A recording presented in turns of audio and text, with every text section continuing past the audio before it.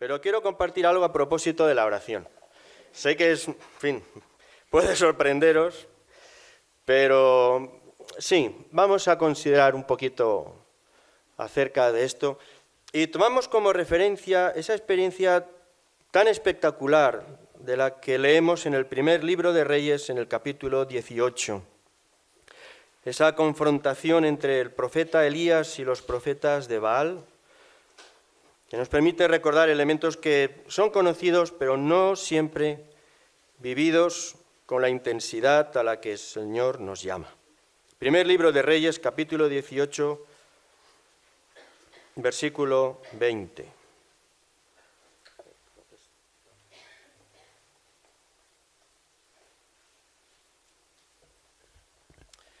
El rey Acab convocó a todos los hijos de Israel y reunió a los profetas en el monte Carmelo, y acercándose Elías a todo el pueblo dijo: ¿Hasta cuándo claudicaréis vosotros entre dos pensamientos? Si Jehová es Dios, seguidle, y si es Baal, id en pos de él. El pueblo no respondió palabra, y Elías volvió a decir al pueblo: solo yo he quedado profeta del Señor. Mas de los profetas de Baal hay 450 hombres. Dénsenos pues 2 bueyes. Escojan ellos uno, córtenlo en pedazos, pónganlo sobre leña, pero no pongan fuego debajo. Yo prepararé el otro buey, lo pondré sobre leña y ningún fuego pondré debajo. Invocad luego vosotros el nombre de vuestros dioses, y yo invocaré el nombre del Señor. Y el Dios que respondiere por medio de fuego, ese sea Dios. Y todo el pueblo respondió diciendo: bien dicho. Entonces Elías dijo a los profetas de Baal: escogeos un buey, preparadlo vosotros primero, pues que sois más, e invocad el nombre de vuestros dioses, mas no pongáis fuego debajo. Y ellos tomaron el buey que les fue dado, lo prepararon, invocaron el nombre de Baal desde la mañana hasta el mediodía, diciendo: Baal, respóndenos. Pero no había voz, ni quien respondiese.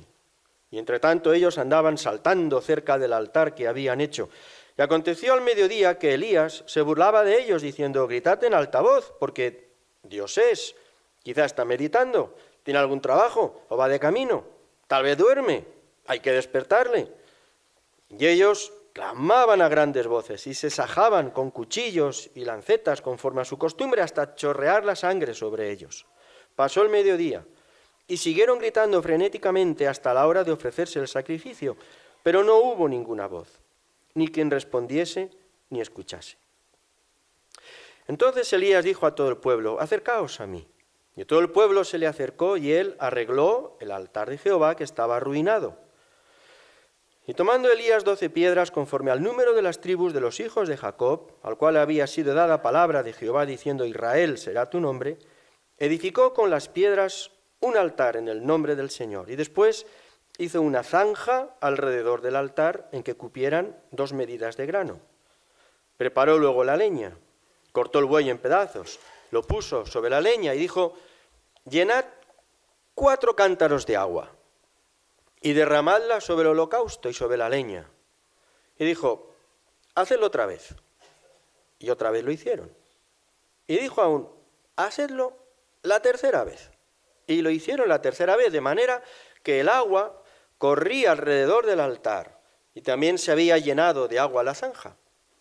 Y cuando llegó la hora de ofrecerse el holocausto, se acercó el profeta Elías y dijo: Jehová, Dios de Abraham, de Isaac, de Israel, sea hoy manifiesto que tú eres Dios en Israel, que yo soy tu siervo y que por mandato tuyo he hecho todas estas cosas.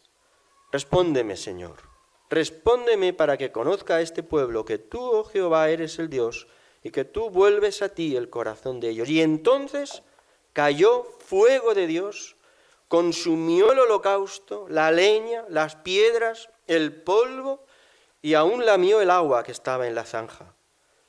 Y viéndolo todo el pueblo se postraron y dijeron: Jehová es el Dios, Jehová es el Dios. Entonces Elías les dijo: prended a los profetas de Baal para que no escape ninguno, y los prendieron, y los llevó al arroyo de Cisón, y allí los degolló. Y hay todavía un pequeño texto que continúa, pero que leeremos después. Esta mañana simplemente quería recordaros lo que conocemos y lo que creemos. Pero hay muchas maneras de creer las cosas, y no todas son igual ni tienen exactamente el mismo resultado. Recordaros esta mañana que la oración es efectivamente la puerta de acceso a lo sobrenatural. La puerta de acceso a la dimensión sobrenatural a la que tantas veces nos invita la palabra de Dios a experimentar, pero que no siempre vivimos ni experimentamos. No cualquier oración es esta oración, lo que podríamos llamar la oración del Monte Carmelo. Y sobre esto quisiera llamar vuestra atención a tres aspectos muy concretos. La oración del Monte Carmelo, la oración de Elías que invoca la intervención sobrenatural de Dios. La oración de Elías en el Monte Carmelo que pide la manifestación del poder sobrenatural de Dios de una forma visible. La oración del Monte Carmelo en el que Elías reclama que el Dios eterno, invisible, que se mueve en el ámbito de lo espiritual, haga aparición en el plano de lo material y de lo concreto. Intervenga, rompa esa barrera de lo espiritual, de lo oculto, de lo intangible, y se haga evidente en las realidades materiales específicas de las circunstancias de cada individuo, de cada persona, de cada comunidad. ¿A qué sino orar? La oración del Monte Carmelo no es cualquier oración. Y algo que quizás en ocasiones no olvidamos, realmente las cosas no se olvidan, ¿no? Ahora, se viven de una forma más o menos liviana, más o menos ligera, y el resultado por eso también es distinto. La oración del Monte Carmelo brota de un corazón limpio. No es cierto que, sí, Dios escucha todas las oraciones, pero Dios no puede responder de la misma manera a todas las oraciones. La oración de Elías brota de un corazón limpio. Y así como el Monte Carmelo era un lugar de confrontación entre los ídolos y Dios, era el lugar donde los diferentes reyes de Israel adoraban a Dios o traían ídolos y figuras para adorar a otros dioses, y se producía esa tensión. De la misma manera, también el corazón, la vida de cada uno de nosotros es un lugar de guerra y de conflicto espiritual y de tensión espiritual.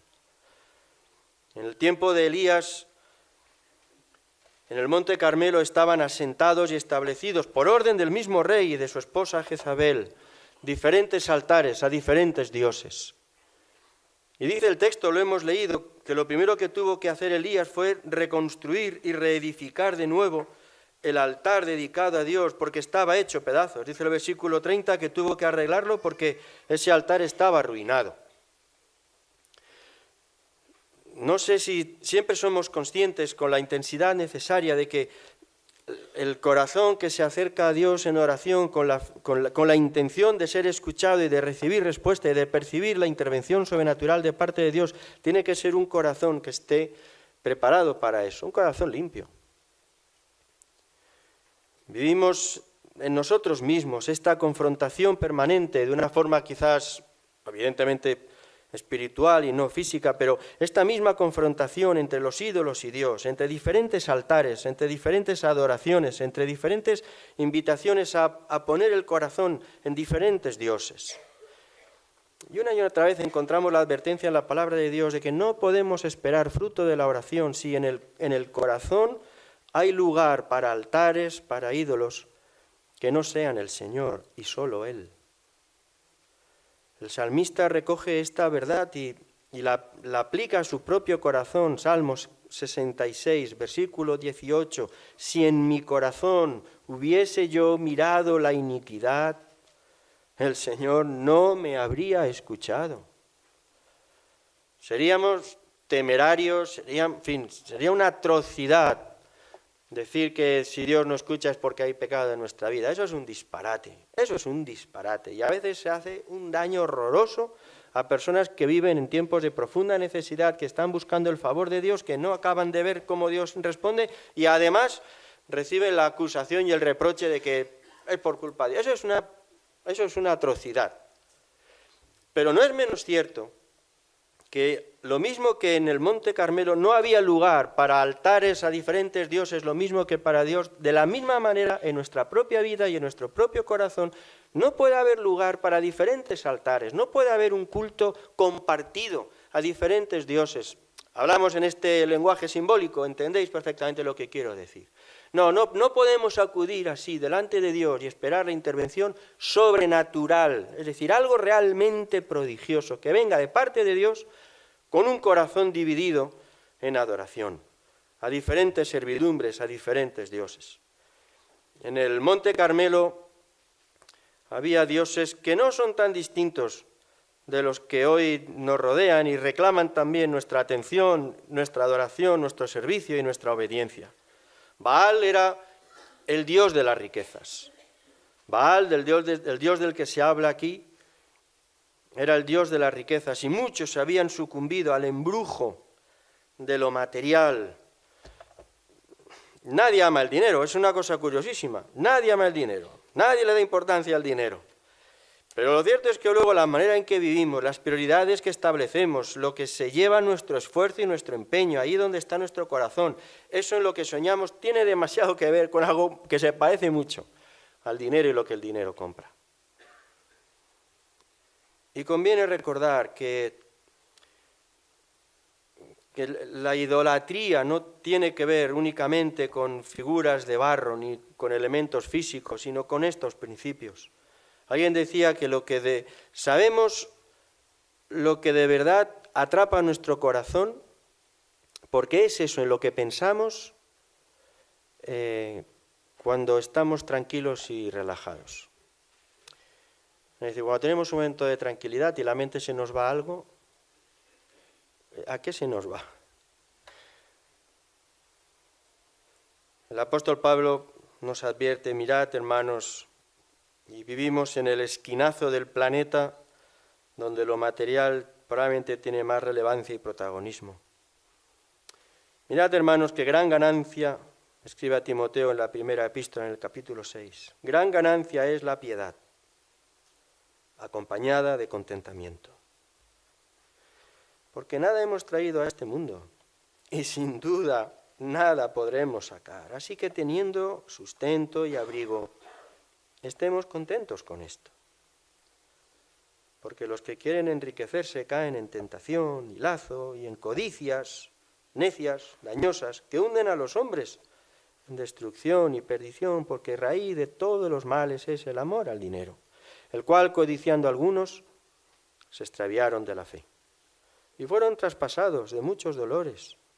Tú, hombre de Dios, en cambio, huye de estas cosas. Sigue la justicia, la piedad, la fe, el amor, la paciencia, la mansedumbre. La oración del Monte Carmelo brota de un corazón que no está dividido en servidumbres, que no adora a Baal. En aquel monte había también altares edificados a la diosa Asera. Aparece muchas veces su nombre en el Antiguo Testamento. La diosa de la sensualidad, de la corrupción sexual, de la lujuria, en fin. Ya sabéis, en los templos de Asera se practicaba la prostitución sagrada. Vivimos en una sociedad, alguien decía, hipersexualizada. Es imposible abrir los periódicos supuestamente más serios y sin encontrar al menos media docena de noticias que tienen que ver con cuestiones relacionadas con prácticas sexuales de todo tipo, ¿no? Y al punto que eso está presente en todos los elementos de la vida cotidiana y se expresa de mil maneras. El apóstol Pedro advierte en la segunda epístola acerca de personas, eso a mí siempre me llama la atención, dice de personas que tienen los ojos llenos de adulterio, llenos de suciedad. Y y no hace mención, no señala, no denuncia la suciedad alrededor, sino algo más profundo. No quiere decir que no haya de todo eso alrededor, pero el elemento central sobre el que podemos trabajar y debemos trabajar tiene que ver con nuestra propia mirada. Hay personas que tienen los ojos llenos de suciedad. Por eso donde miran, buscan la suciedad. Terminan recreándose en la suciedad. Personas que tienen los ojos llenos de adulterio. La diosa Asera reclamaba ese tipo de adoración y en nuestro tiempo lo reclama también de muchas maneras. Pero incluso los propios reyes, Acab, el espíritu de Acab, del rey con el que Elías tuvo que enfrentarse, es uno de los símbolos más notorios del orgullo, del corazón orgulloso. Dice en el texto que hemos leído, en el capítulo 18, se nos habla de esta narración que recordábamos, pero un poco antes, en el capítulo 16, se nos dibuja este rey. Capítulo 16, versículo 30. Acab reinó sobre Israel 22 años e hizo lo malo ante los ojos de Jehová, más que todos los que reinaron antes de él. Le fue poca cosa andar en los pecados de su antecesor. Tomó por mujer a Jezabel, que adoraba a Baal, y hizo un altar para Baal, y le edificó un templo, lo hizo en Samaria, y además Acab hizo también una imagen de Asera. Hizo más que todos los reyes de Israel que reinaron antes que él para provocar la ira de Dios. Pero es el elemento ese tan cercano a todos nosotros de la autoafirmación, lo que yo soy, ¿no? Y lo que yo quiero, y el esquema que deseo para mi vida, capitán de, ¿cómo era aquello? De mi destino, ¿no? Yo, el amo. Mis planes, mis propósitos, mis ideas, mis intenciones, mis metas, mi criterio, mi sentir, mi parecer, mi opinión. Y qué bueno si Dios me acompaña, pero en cualquier caso, ese es mi camino. Es curioso, hay una palabra que define esa actitud exactamente, ¿no? Lo hemos escuchado todos cuando oímos hablar de personas que son ególatras. Ególatras, pues eso. Latría, ¿no? Adoran al ego, se adoran a sí mismos. Podemos pretender mantener este sentido, esta actitud ante la vida y podemos reclamar de Dios su intervención y su respuesta en nuestra vida. Pero Dios no lo va a hacer. Dios no lo va a hacer. Dice el Señor Jesucristo, el que quiera venir en pos de mí, niéguese a sí mismo. Niéguese a sí mismo, a su propio parecer, a su propia reivindicación, a su propio camino, a sus propios planes, a su propia voluntad. Eso es la fe. Nos fiamos de alguien que pide tanto porque creemos la promesa que Él mismo nos da del que parece perder la vida de esta manera, por el contrario, la encuentra y la gana.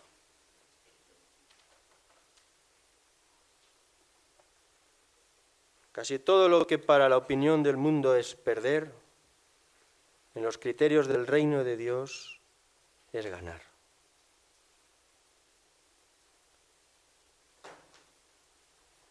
Y en esa tensión nos movemos siempre.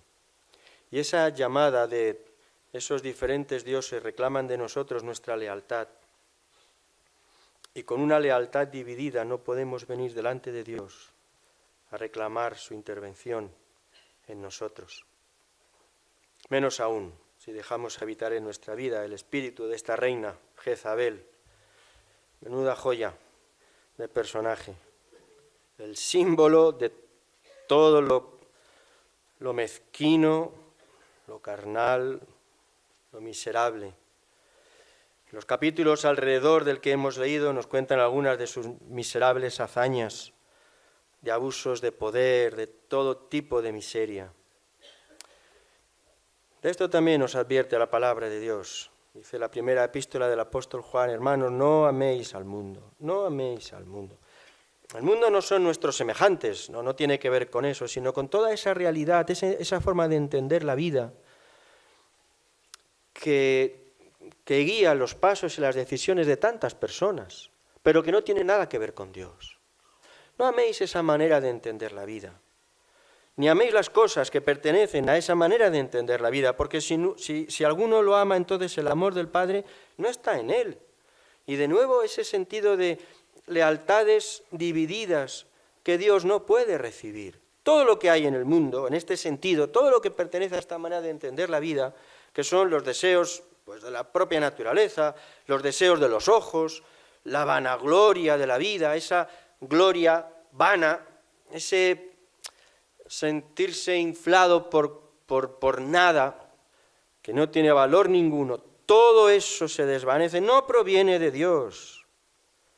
Es solo del mundo, y el mundo y sus deseos pasan.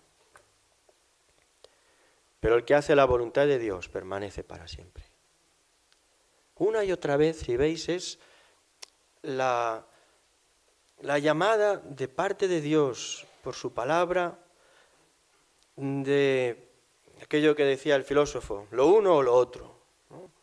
Que era la manera más rotunda de explicar lo que significa ser cristiano, o lo uno o lo otro, pero no lealtades divididas, ¿no? Como decimos en español, eso de poner una vela a Dios y otra al diablo, ¿no? Pero se dice así, ¿no? Estamos,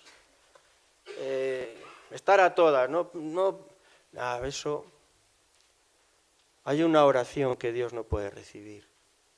No tiene que ver con la exquisitez de las palabras o con las formas, tiene que ver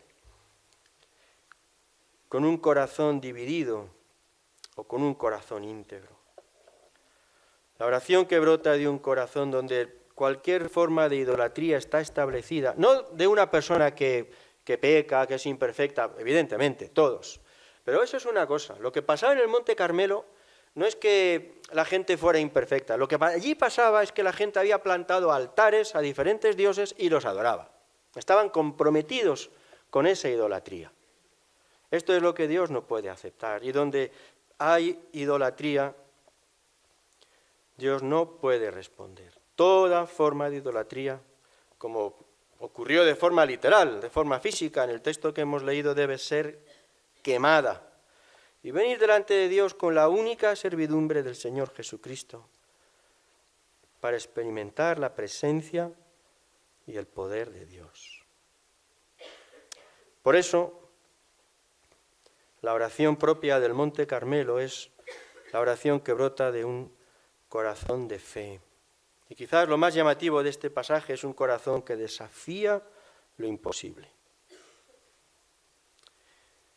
En los altares se colocaban pues, los animales que iban a ser sacrificados, se colocaba la leña y luego alguien le pegaba fuego a la leña. Es lo suyo. Lo que Elías propuso fue algo sobrenatural.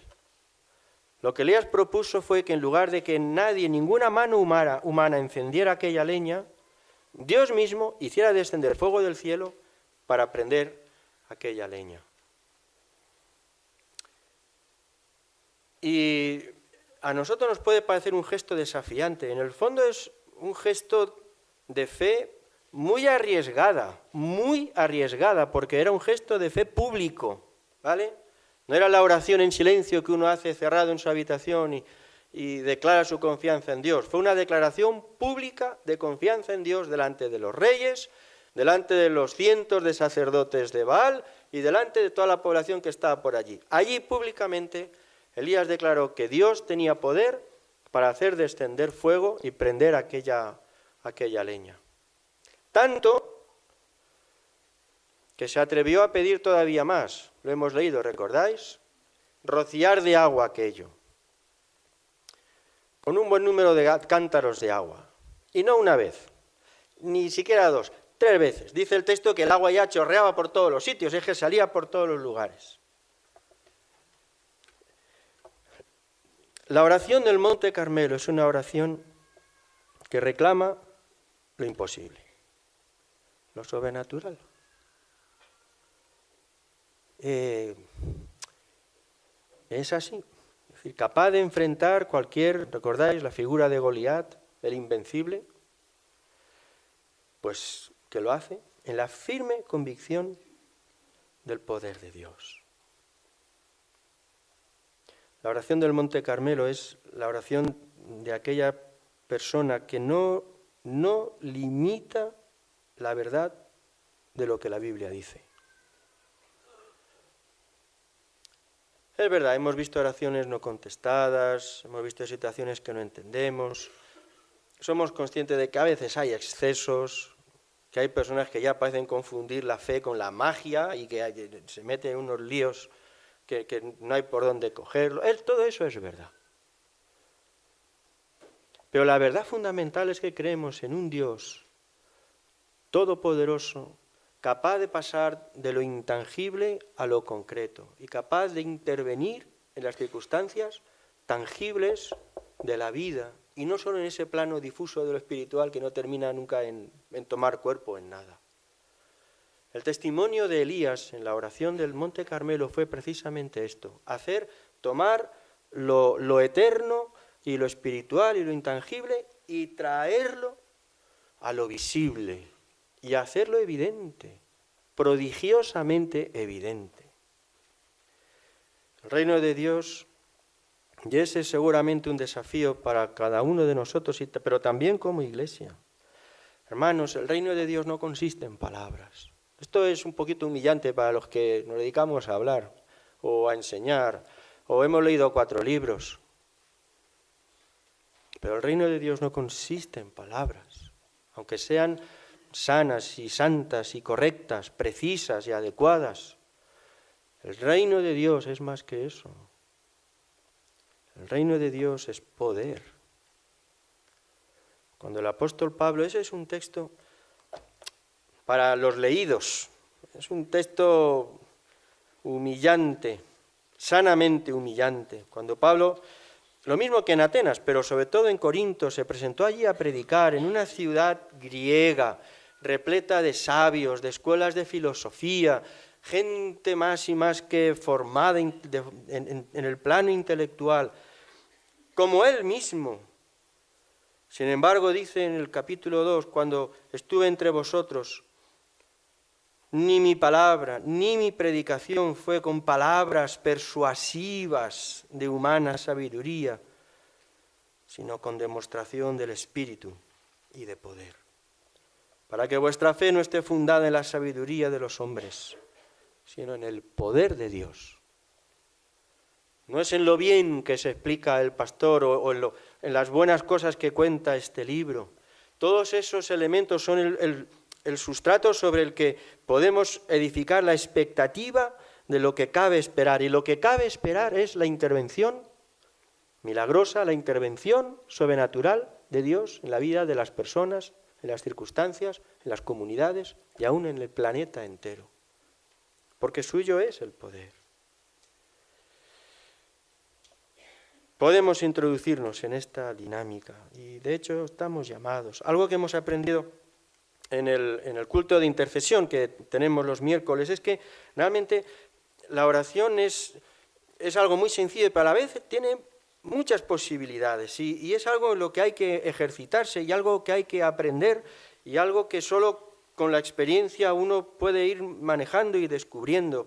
Es en un sentido todo un arte, con 1000 enfoques distintos, con 1000 posibilidades en todos los aspectos, que es un aprendizaje. En un sentido decimos, pues orar, pues ya todos sabemos orar. Bueno, sí, en un sentido sí, pero en otro, porque al final tiene que ver con una relación de cercanía con Dios. Decía Teresa de Jesús que orar es trato de amistad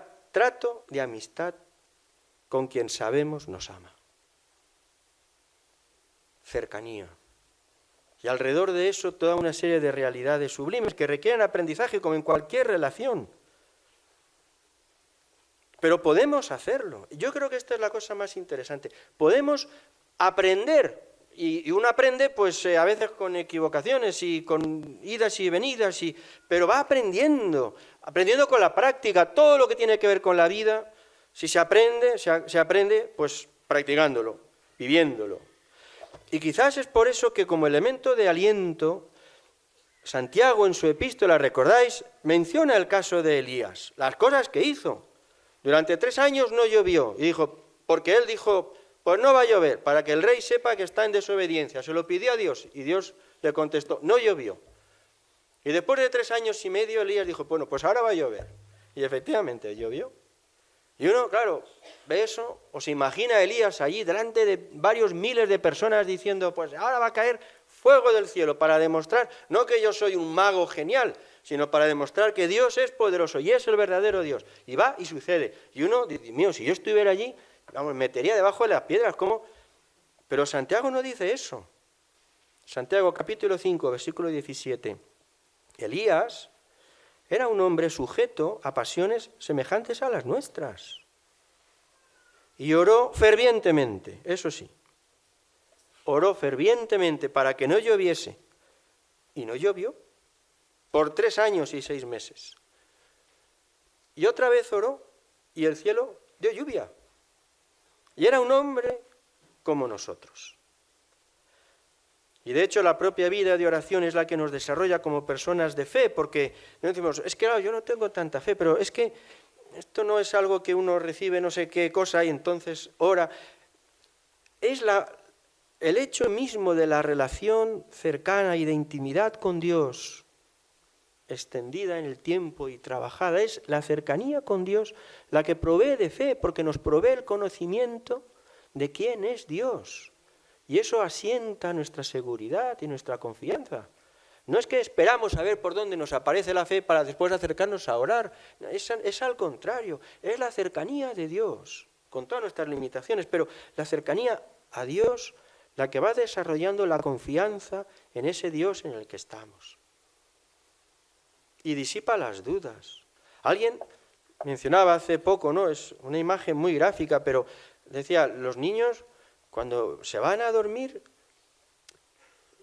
no se acuestan con la angustia de si al día siguiente sus padres les van a dar de comer y cenar o no. Claro, ni se lo plantean, se acuestan, duermen y descansan y saben que al día siguiente pues habrá comida en la mesa, pues para eso están sus padres, de eso se van a ocupar. ¿Entendéis? No se van a la cama con la angustia horrorosa de que no saben a ver qué va a hacer su padre, a ver por dónde va a salir su madre. Les conocen, confían en ellos, no tienen la menor duda. Este es el sentido infantil sobre el que tantas veces nos habla la palabra de Dios. Una cosa más solo para terminar, quizás la que menos nos gusta escuchar, pero porque además no nos suena bien. Pero efectivamente, esta es una frase que escuché en uno de estos días. Alguien decía que la oración es un sacrificio. Y nosotros que somos, 500 años de Reforma Protestante, pues hombre, algo tiene que pesar. Nosotros esto de los sacrificios nos huele muy mal. ¿No? Un momento. Nosotros somos los abanderados de la gracia. ¿Pero qué sacrificio? Que ya está, que la cruz ya lo cubrió todo, ni sacrificio, ni esfuerzo, ni penitencia, ni méritos, ni nada, de nada. Todo eso no tiene nada que ver. No tiene nada que ver en un sentido. Pero en otro, esto es verdad. La oración es un sacrificio. Más allá de los 2 minutos de la oración por los alimentos, ¿no? A partir de ahí, todo se convierte en un esfuerzo. Y nosotros nos sentimos incómodos cuando en nuestra relación con Dios introducimos este concepto del esfuerzo, porque nos parece que no es lo que debiera ser, ¿no? Que todo tendría que ser algo que nace del corazón, que se hace con alegría, que uno anhela, y entonces esto del esfuerzo parece como menos.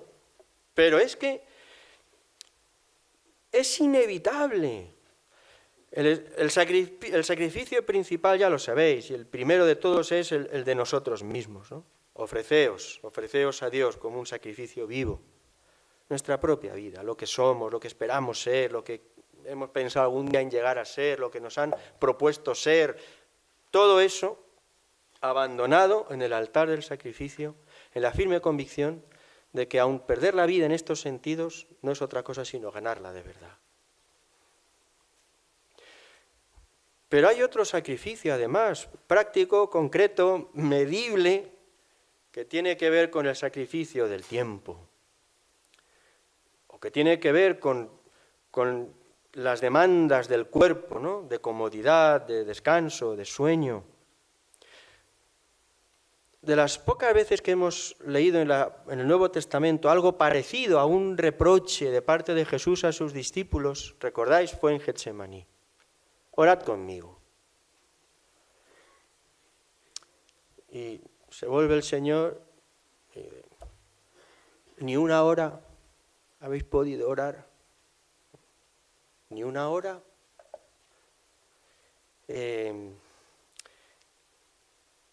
La vida de oración requiere, si no queréis sacrificio, lo dejaremos en esfuerzo, pero desde luego ya no lo rebajamos más. Sí, claro que lo requiere. Ya lo sabéis, ¿no? No es apartar tiempo, hay que encontrarlo. Y hay que robárselo de otras cosas. No nos gusta el concepto de disciplina, pero la disciplina es necesaria para 1000 cuestiones, ¿no? Y uno tiene que disciplinarse y pelear, nadie tiene que pelear contra las presiones de las cosas que uno tiene que hacer, de lo imprevisto, de 27 cosas más. Si de verdad quiere apartar ese tiempo y experimentar algo de esta oración propia del Monte Carmelo, que es la que trae respuesta de parte de Dios. Claro, inevitablemente tengo que citar el ejemplo de lo visto en Corea, ¿no? Víctor Martín viajó varias veces a Corea y él lo sabe allí. Lo cierto es que da igual. Bautistas, pentecostales, presbiterianos, ese es un elemento que está asumido, que es el de la oración. Y yo le preguntaba a una hermana de allí, en fin, cómo va eso y tal. Y entonces, pues ella me explicaba, bueno, luego lo diré, bueno, es igual. Me explicaba que ella, como todo el mundo, pero como todo el mundo, ¿vale? Pues van todos los días a orar a la iglesia, todos los días, a las 5 de la mañana, ¿vale? Entonces, de 5 a 6. Hacen grupos, entonces tienen un pequeño estudio bíblico de unos minutos y luego oran. A las 6 terminan. Los que son más carnales y así más abandonados van a un segundo turno de 6 a 7, ¿vale? Pero bueno, estos son ya casos perdidos. Y pues a las 6 sale de la iglesia, se vuelve a su casa, prepara a los chicos para el cole y luego pues se va al trabajo. Todos los días, ella y todo el mundo. Y entonces uno que, en fin, inevitablemente empieza a hacer comparaciones, necesita algún tipo de explicación para algo así. Y entonces digo, aquí hay un algo. ¿Tú a qué hora te acuestas? Porque esto seguro que tiene explicación. Y sí la tiene, vamos, como todo el mundo allí. Pues en torno a las 11:30 o las 12 de la noche, la hora habitual pues porque es una sociedad que se mueve como la nuestra, empiezan quizás un poquito más tarde, pero luego el día es el mismo, ¿no? Pues claro que hay que hacer un esfuerzo, Y ese esfuerzo, dejadme que lo recuerde, lleva aparejado también la capacidad de persistir, con la misma intensidad por la oración, tanto tiempo como sea necesario. Tanto tiempo como haga falta y con tanta intensidad como sea preciso, en la firme convicción de que Dios responde. Al texto que hemos leído sigue una pequeña narración más que merece la pena leer porque nos da un aspecto distinto de este mismo principio. Elías, recordáis que hace 3 años y medio que no llueve, le dijo al rey, mira, come y bebe porque una lluvia grande se oye. Después de 3 años y medio de no llover. Y Elías subió a la cumbre del Carmelo, postrándose en tierra puso su rostro entre las rodillas.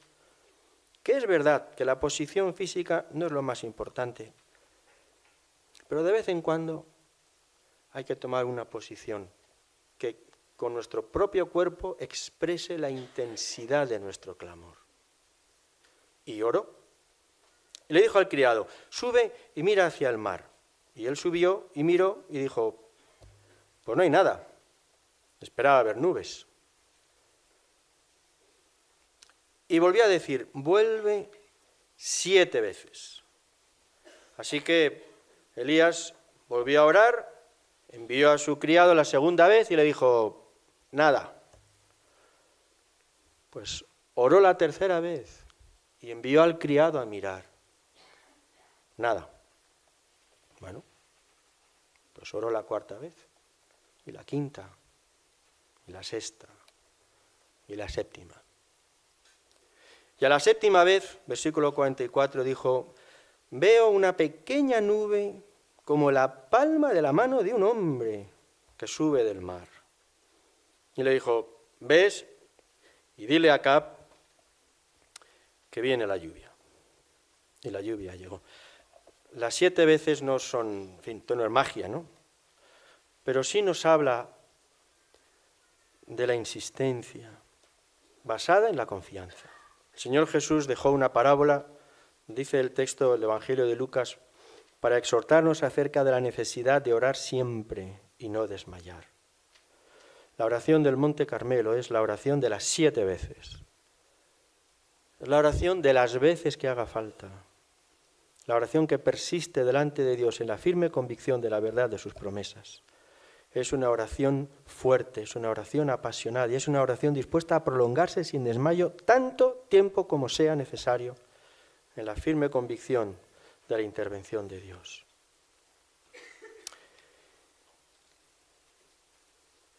Y como extensión de esto, quizás un esfuerzo, un sacrificio más, que es el esfuerzo de orar juntos. De orar juntos. Si tuviéramos por razones prácticas que cambiar los horarios o buscar otro momento en el que la Iglesia como conjunto pudiéramos encontrarnos para orar, pues tendríamos que hacerlo. Si hay algún formato que pueda ser mejor, más práctico, más asequible para muchos. Pero una de las cosas que recordaban estos hermanos en Corea es precisamente esta idea de orar juntos. Es decir, no basta con orar a las 5 de la mañana, podía hacerlo cada uno en su casa, pero no está ahí todo lo que uno puede esperar. Hay un elemento añadido en la oración comunitaria, del que no siempre nosotros somos conscientes, pero que es absolutamente real. La oración comunitaria, sobre la que el Señor promete no solo su presencia, sino también su intervención. En el Evangelio, recordáis, Mateo capítulo 18. Ese texto que siempre recordamos, donde están 2 o 3 congregados en mi nombre, allí estoy yo en medio de ellos. No recordamos tan a menudo el versículo anterior, que tiene una promesa específica de parte del Señor acerca de esto. Si 2 de vosotros se pusieren de acuerdo en la tierra acerca de cualquier cosa que pidieren, les será hecho por mi Padre que está en los cielos. Juntos. Si estáis juntos. Yo, que también me he leído 2 libros a propósito de la oración, intento aprender algo tan básico, lamentablemente me cuesta aprenderlo, algo tan básico como discutir menos con Dios y obedecer. Yo no sé qué hay de diferente, qué puede tener de distinto, que estemos todos juntos físicamente orando o que a la misma hora estemos cada uno en su casa orando. ¿Por qué ha de ser distinto? ¿Por qué Dios ha de responder de una forma diferente? O sea, no lo sé, pero yo creo que tenemos que aprender a discutir menos, a poner menos reparos, a interrogar menos y simplemente a obedecer un poquito más. En el formato que tenemos hoy, no sé si es el más adecuado. Si no lo es, pues lo podemos cambiar, eso es lo de menos. Pero en el formato actual solemos juntarnos cada semana 25 o 30 personas. Si somos 250, 300 miembros, pues quiere decir que somos el 10%. Aproximadamente el 10% de la Iglesia se reúne para orar. pues pensemos en esto, ¿no? No olvidéis, dice Eclesiastés, que solo lo que Dios hace permanece. Solo lo que Dios hace queda. Nosotros, mira que hacemos cosas, no pocas de ellas mal, pero no son las cosas que hacemos. Son las cosas que hace Dios las que permanecen. Dice el salmista, Salmo 127, si el Señor no edifica la casa, en vano trabajan los que la edifican. Es uno de los textos probablemente más humillantes para el orgullo humano. Si no es Dios quien lo hace, ya le puedes dar vueltas. Eso no permanece.